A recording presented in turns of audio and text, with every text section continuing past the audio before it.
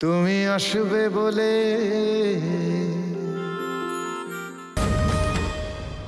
দুদিন কিন্তু একদম complete bed rest.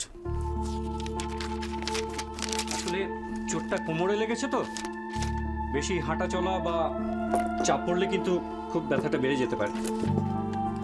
Okay, thank you doctor. আসুন, সাবধানে থাকবেন। আসুন। আমি তো জাস্ট বুঝতে পারছি না, বাড়িতে একটা ক্রিমিনাল ঢুকে গেল, এটা কি করে হয়? বাইরে তো সিকিউরিটি ছিল। দিদিভাই, রনিত কিন্তু ঘরেই ছিল, আমি জানি, আমি জেগেছিলাম। আমি পুলিশে ইনফর্ম করছি। This is absurd. যা খুশি একটা হয়ে যেতে পারতো। দ্যাট মিনস আমাদের বাড়িটা তো একেবারেই সেফ নয়। রাহুল, তুমি পুলিশকে বলো বাড়িতে সিকিউরিটি দিতে।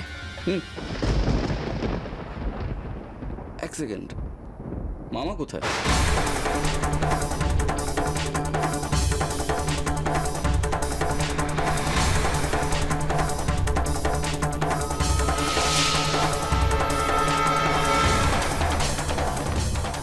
আমি শিওর এটা মামারই করি, কিন্তু কাউকে কিছু বলা যাবে না, তাহলে মা সব কিছু বুঝতে পেরে যাবে।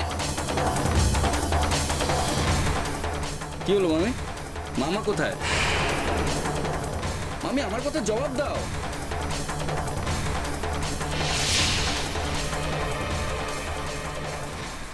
কি হয়েছে গো? হ্যাঁ, কি দিদি আমাকে শুয়েছে কেন? আর দিদি কি হয়েছে তোর? আর দিদি কথা বলছে না? দিদি কি হয়েছে? তোমরা কিছু বলছো না কেন? দিদি দিদি কি হয়েছে? তুমি এতক্ষণ কোথায় ছিলে মামা? হ্যাঁ, আমি আমি কেন? যা বলছি তার উত্তর দাও। কোথায় ছিলে?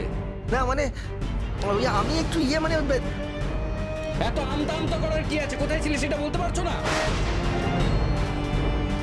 আবার না মানে ব্যাপারটা একটু লজ্জাস্কর ব্যাপার তো, তাই একটু বলতে একটু সবার সামনে একটু হচ্ছে আর কি। কি এত ভূমিতা করছো কেন? কোথায় ছিলে? না ওই সকাল থেকে আমার পেটটা একটুখানি ওই হচ্ছে, তো আমি একটু গেছিলাম। তুমি কিচ্ছু শুনতে পাওনি? কিছু টের পাও? হ্যাঁ, টের তো সব। কিসের টের? কি টের বাবা? বাড়িতে একটা লোক ঢুকেছিল, নন্দিনীকে অ্যাটাক করেছিল। পালাবার সময় মাকে ধাক্কা দিয়ে সিঁড়ি দিয়ে ফেলে দিয়ে গেছে। হ্যাঁ, কি বলছো? এসব হয়ে গেলাম জানতে পারলাম না। দিদি তোর কি হয়েছে? দিদির খুব বেশি চোট লাগেনি তো? হ্যাঁ, কি করে হলো? আরে বাড়ির সিকিউরিটিগুলো কি করছিল এখানে বাড়ির মধ্যে? শুধু বসে বসে আমি সব করে দেখছি, আমি এক্ষুনি দেখছি কি করা যায়। থাক, তোমায় কিছু করতে হবে না, যা করবার আমি করছি। আচ্ছা।